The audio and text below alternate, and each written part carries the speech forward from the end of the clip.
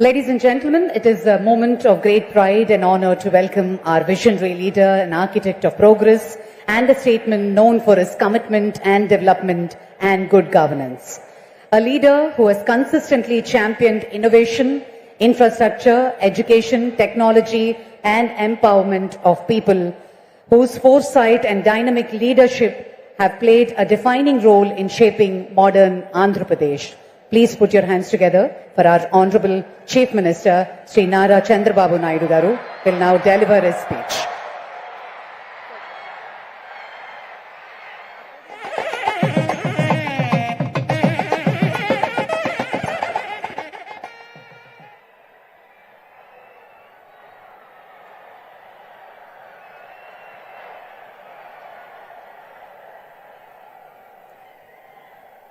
Honorable Vice President of India, Sri C.P. Radhakrishna Garu, Honorable Governor of Andhra Pradesh, Sri Abdul Nazir Garu,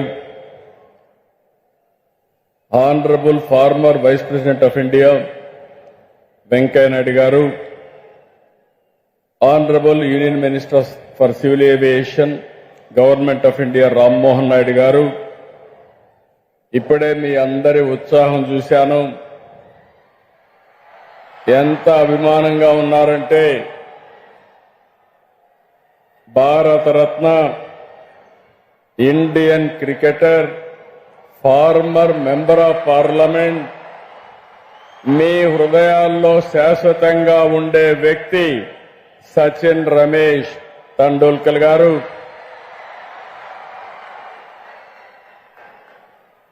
governor of Orissa Haribabu గారు,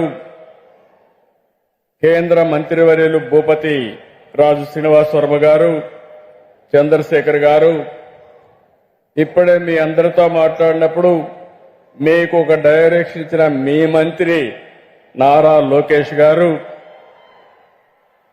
వేదిక పైనున్న పెద్దలు మోహన్ రెడ్డి గారు, అదే మరి మల్లికార్జునరావు గారు, మీ వైస్ ఛాన్సలర్ రాజశేఖర్ గారు, ఈరోజు చాలా ఫంక్షన్స్ కు వచ్చాను కానీ మొట్టమొదటిసారిగా ఆంధ్ర యూనివర్సిటీలో మీ ఉత్సాహం చూస్తా ఉంటే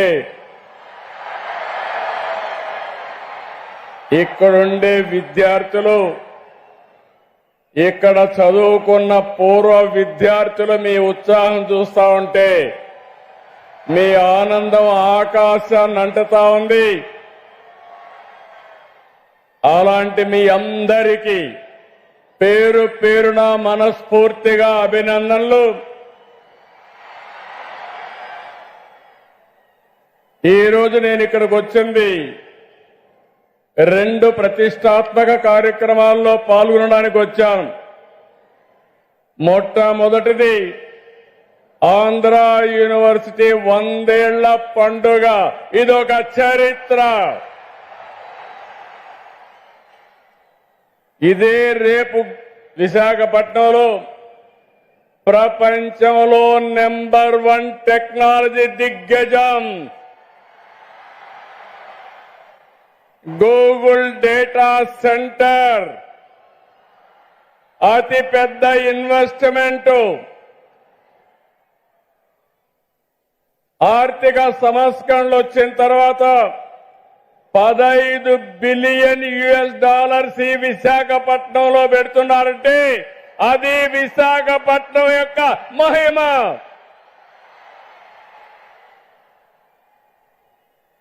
అయితే గూగుల్ కంటే ముందు ఆంధ్ర యూనివర్సిటీ ప్రపంచాన్ని విశాఖపట్నానికి తీసుకొచ్చింది. 58 దేశాల విద్యార్థులు ఈ యూనివర్సిటీ చదువుతున్నారంటే రాష్ట్రానికే గర్వకారణం, దేశానికే గర్వకారణం. రేపటి నుంచి, ఈ రోజటి నుంచి విశాఖ విశ్వనగరి, విశాఖ గ్లోబల్ సిటీ, ఇది అన్స్టాపబుల్. ఎవరు స్టాప్ చేయలేరని చెప్పి కూడా నేను మీకు తెలియజేస్తున్నా. 100 సంవత్సరాలు చరిత్ర, ఒక బ్రాండ్.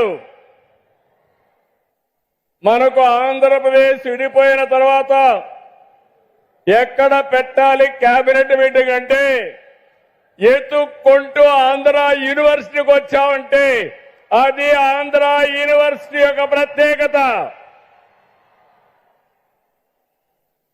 మనకు 53 యూనివర్సిటీలు ఉన్నాయి. అన్నింటికీ ఏయునే దిక్చూచి, ఏయునే లీడరు. స్వాతంత్ర పోరాటం కంటే ముందే ఈ యూనివర్సిటీ వచ్చింది. జైపూర్ రాజు విక్రమదేవ్, విజయనగరం గజపతి రాజు వంశం, పిఠాపురం మహారాజు, నూజివీడు జమీందారు, బొబ్బిలి రాజులు, ఇలాంటి ప్రతి ఒక్కరు కూడా ఈ యూనివర్సిటీకి కృషి చేశారు. అది విన్నప్పుడు నాకు చాలా ఆనందం కలుగుతుంది. వాళ్ళందరినీ మనం స్మరించుకోవడం మన ధర్మం, మన బాధ్యత. తొలి వైస్ ఛాన్సలర్ కట్టమంచి రామలింగారెడ్డి గారు బలమైన పునాదిలేశాడు. 100 సంవత్సరాలు అతిథిగా నేను వచ్చాను. ఆయన కూడా చిత్తూరు జిల్లా వాసి. ఆ రోజు ఫౌండేషన్ వేశాడు. నేను కూడా చిత్తూరు జిల్లా నుంచి వచ్చి 100 సంవత్సరాల ఉత్సవంలో అతిథిగా పార్టిసిపేట్ చేశాను. రెండో వైస్ ఛాన్సలర్ సర్వేపల్లి రాధాకృష్ణ గారు భారతదేశ రాష్ట్రపతి అయ్యాడు. ఈరోజు మన ఉపరాష్ట్రపతి సిపి రాధాకృష్ణ గారు, వాళ్ళ తండ్రి గారు సర్వేపల్లి రాధాకృష్ణ గారికి అభిమాని. అందుకే వీరికి కూడా సిపి రాధాకృష్ణ పేరు పెట్టారంటే, ఆయన ఈ రోజు ఇక్కడికి వచ్చాడంటే ఇదొక చరిత్ర. ఇలాంటివన్నీ కూడా చాలా జరుగుతూ ఉంటాయి. కేవలం చదువు చెప్పడమే కాదు, తెలుగు వైభవానికి కూడా ఏయూ కృషి చేస్తా ఉంది. విద్య సాహిత్య రంగాల్లో ప్రముఖుల్ని కళా ప్రపూర్ణ అవార్డుతో గౌరవించారు. ప్రపంచంలోనే ఎంతో మంది నాయకుల్ని తయారు చేసినటువంటి స్థలం ఏఈ యూనివర్సిటీ గడ్డ. రాజకీయ నాయకులు ఉద్దండలు ఇక్కడే వెంకయ్యనాయుడు గారు ఉన్నారు. ఇక్కడి నుంచే పోరాటం చేసి ఈరోజు భారత ఉపరాష్ట్రపతి అయ్యారు. చాలా మంది ఇండస్ట్రీ ప్రముఖ పారిశ్రామికవేత్తలు ఇక్కడే ఉన్నారు. మోహన్ రెడ్డి గారు, పక్కనే మల్లికార్జునరావు గారు, లారస్ సత్యనారాయణ లాంటి వాళ్ళు చాలా మంది ఉన్నారు. ఇంకొక పక్క అకాడమిషియన్స్, ఇక్కడి నుంచి వచ్చిన వాళ్ళందరూ వైస్ ఛాన్సలర్స్ అయ్యారు. చాలా ప్రపంచంలో యూనివర్సిటీలో ప్రొఫెసర్స్ గా పనిచేస్తున్నారు. ఈరోజు యూనివర్సిటీ చూసినప్పుడు నాక్ A++ లో ఉంది. ఇది 30 వరకు ఉంటుంది. ఇంకో పక్కన మీరు చూస్తే NIRF లో 41వ ర్యాంక్ ఉంది. అదే సమయంలో పబ్లిక్ సెక్టర్ లో చూస్తే 5వ ర్యాంక్ లో ఉంది. నేను ఈరోజు ఒకటే మిమ్మల్ని కోరుతున్నాను, యూనివర్సిటీస్ అంటే నేషనల్ స్ట్రాటజిక్ అసెట్స్. ఇవన్నీ దీన్ని కాపాడుకునే బాధ్యత మనందరిపైన ఉంది. ఇక్కడ ఛాన్సలర్ గవర్నర్ గారు ఉన్నారు, వారిని మనస్ఫూర్తిగా అభినందిస్తున్నారు. ఈరోజు అన్ని యూనివర్సిటీలో విద్యాశాఖ మంత్రి గవర్నర్ గారు అత్యున్నతమైన ప్రతిభ ఉండే వ్యక్తుల్ని వైస్ ఛాన్సలర్స్ గా ఎంపిక చేస్తున్నారు. దీనికి మనస్ఫూర్తిగా ఒక ముఖ్యమంత్రిగా వారిని అభినందిస్తున్నానని మరొకసారి మీకు విజ్ఞప్తి చేస్తున్నాం. ఈరోజు 64 కోట్ల విలువైన ప్రాజెక్టులు ప్రారంభించుకున్నాం. AU I factory, networks lab, experience సెంటర్ని, తీర ప్రాంత వాతావరణ పరిశోధన టెస్ట్ బిడ్ ని ప్రారంభించుకున్నాం. 112 కోట్లతో 9 ప్రాజెక్టులు ఈరోజు శంకుస్థాపన చేశాం. Girls hostel, boys hostel, central mess, vice chancellor బంగ్లా, క్యాంపస్ బ్యూటిఫికేషన్, కాన్వకేషన్ హాల్, అంతర్గత రోడ్లు, లైటింగ్ పనులు కూడా ఇచ్చేశాం. అదేవిధంగా ఆంధ్ర యూనివర్సిటీ ఈరోజు 3 ఒప్పందాలు కూడా చేసుకున్నారు. University of Florida, Indian institute of tropical meteorology, అదే మాదిరిగా ఇంకొక ఎంఓయు కూడా 3 ఎంఓయులు చేశారు. నేను ఒకటే మిమ్మల్ని అందరినీ కోరుతున్నాను. మొన్నే నేను 76 సంవత్సరాలని కొంతమంది అన్నారు కానీ నేను 76 సంవత్సరాలు కాదు, 26 సంవత్సరాల ఆలోచన ఉండే వ్యక్తిని మీకు అందరికీ విజ్ఞప్తి చేస్తున్నా. ఒకప్పుడు ఐటీతో ప్రారంభించాం, హైటెక్ సిటీ కట్టాం, నాలెడ్జ్ ఎకానమీకి దోహదం చేశాం.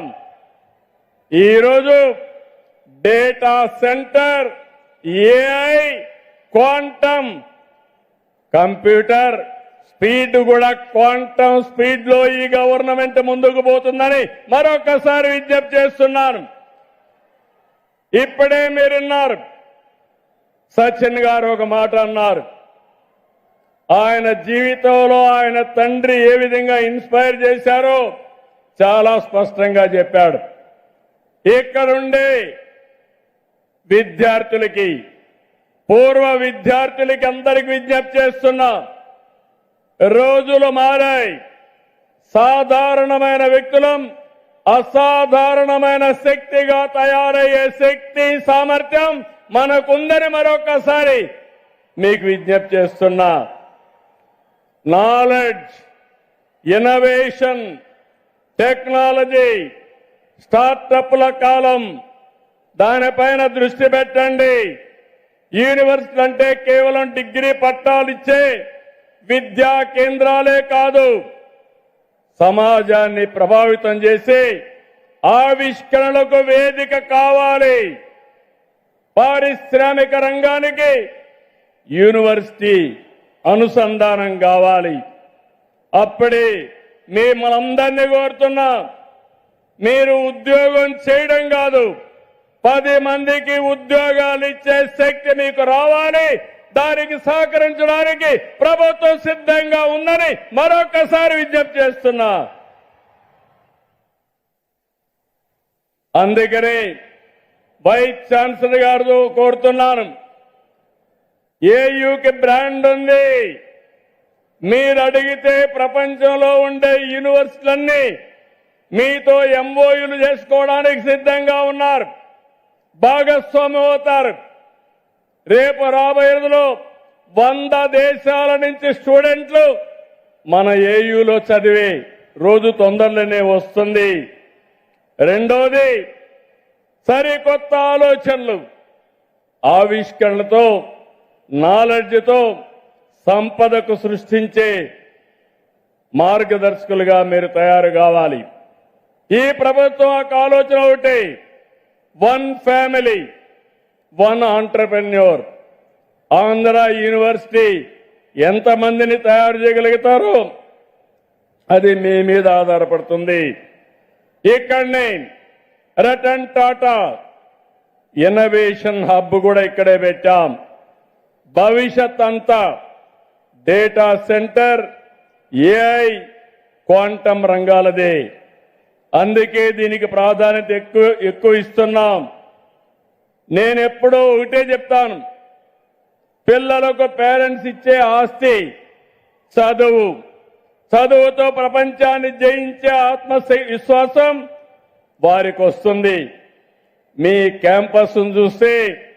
ఇప్పుడే మీ మంత్రి గారు చెప్పినట్టు నాకు కూడా చాలా అసూయ కలుగుతుంది. సుందరమైన ప్రాంతం ఈ యొక్క ఏయు యూనివర్సిటీ. మీకేదైనా స్ట్రెస్ ఉంటే సచిన్ గారు చెప్పినప్పుడు పక్కన దిగి సముద్రం పక్కనకి వెళ్ళి ఒకసారి ప్రశాంతమైన వాతావరణంలో వాకింగ్ చేస్తే ఎక్కడ లేని శక్తి మీకు వస్తుంది, దాంట్లో సందేహం లేదు. Beautiful campus. మీరందరూ అదృష్టవంతులు. నాకు అనిపిస్తా ఉంది మళ్ళా ఇక్కడ చదువుకుంటే ఎంత బాగుంటుందో అనే ఆలోచన వచ్చే పరిస్థితి వస్తా ఉంది. ఈ విశ్వవిద్యాలయం భావితరాల నాయకుల్ని తయారు చేయాల్సిన అవసరం ఉంది. నేను అందుకనే మీ మంత్రి గారు 250 కోట్లు అడిగాడు. నేను ఒకటే మీ యూనివర్సిటీ వైస్ ఛాన్సలర్కి ఒక టార్గెట్ ఇస్తున్నా. ఆ టార్గెట్ మీరు ఆలోచిస్తే ఆంధ్ర యూనివర్సిటీ భారతదేశంలో టాప్ 5 లో ఒకటి కావాలని నా ఆకాంక్ష. దానికి రాత్రింపగళ్ళు చేయాలి. ప్రపంచంలో టాప్ 100లో ఆంధ్ర యూనివర్సిటీ ఉండాలి. దీనికోసం డబ్బులు కూడా కావాలి. అందుకే నేను అనౌన్స్ చేస్తున్నా 500 కోట్ల రూపాయలు ఆంధ్ర యూనివర్సిటీకి ఇస్తాం. మా మల్లికార్జునరావు గారు లేచి చప్పట్లు బాగానే కొట్టాడు. మల్లికార్జునరావు గారు, మోహన్ రెడ్డి గారు, ఇక్కడ లారస్ సత్యనారాయణ గారు, అందరూ వ్యాపారస్తులున్నారు. మీ అందరికీ అప్పచెప్తున్నా, ప్రతి ఒక్క విద్యార్థి ₹1 కాంట్రిబ్యూట్ చేసి మరో 500 కోట్ల రూపాయలు కార్పస్ అభివృద్ధి కావాలి. సిద్ధమా తమ్ముళ్ళని మిమ్మల్ని అడుగుతున్నా. ఇక్కడుండే తమ్ముళ్ళు ఏంటని అడుగుతున్నా. ఇక్కడ మా ప్రొఫెసర్స్ ఉన్నారు. అందరూ కూడా వివిధ స్థాయిల్లో ఉన్నారు. ఇక్కడుండే మోహన్ రెడ్డి గారు, ఇక్కడుండే మల్లికార్జునరావు గారు, లారస్ సత్యనారాయణ గారు. మీరు అనుకుంటే ఇది సాధ్యం చేస్తామని వాళ్ళకందరికీ హామీ ఇమ్మని కోరుతున్నా. తప్పకుండా సంకల్పం ఉంటే 100 సంవత్సరాలు చరిత్రలో చెప్తున్నా. మళ్ళీ ఇది రాబోయే 100 సంవత్సరాల్లో మరొక చరిత్ర క్రియేట్ చేసి భారతదేశంలోనే ఒక బెస్ట్ బ్రాండ్ గా తయారవుతుందని చెప్పి తెలియజేసుకుంటూ, అలాంటి యూనివర్సిటీకి వచ్చి ఈరోజు పార్టిసిపేట్ చేయడం ఇది నా పూర్వ జన్మ సుకృతం, నా అదృష్టం. బంగారు లాంటి విద్యార్థులున్నారు, మంచి మనసుండే ప్రొఫెసర్లు ఉన్నారు. అందరికీ విజ్ఞప్తి చేస్తున్నా, నేను ప్రపంచంలో ఉండే నాలెడ్జ్ని తీసుకొస్తాం. మీ మంత్రి గారు కూడా అన్ని కంపెనీలు తీసుకొచ్చే పరిస్థితిలో ఉన్నారు. మా ఆలోచన ఒకటి, నేను గాని మా మిత్రుడు పవన్ కళ్యాణ్ గారు జనసేన అధినేత ఈ రాష్ట్రాన్ని పునర్నిర్మాణం చేయాలని ముందుకొచ్చాం. ఈ పునర్నిర్మాణ కార్యక్రమానికి, తెలుగు జాతి పూర్వ వైభవానికి మన ప్రియతమ ప్రధాని నరేంద్ర మోడీ గారు పూర్తిగా సహకరిస్తున్నారు. వారి సంకల్పం వికసిత్ భారత్ 2047. మా సంకల్పం స్వర్ణాంధ్రప్రదేశ్ 2047.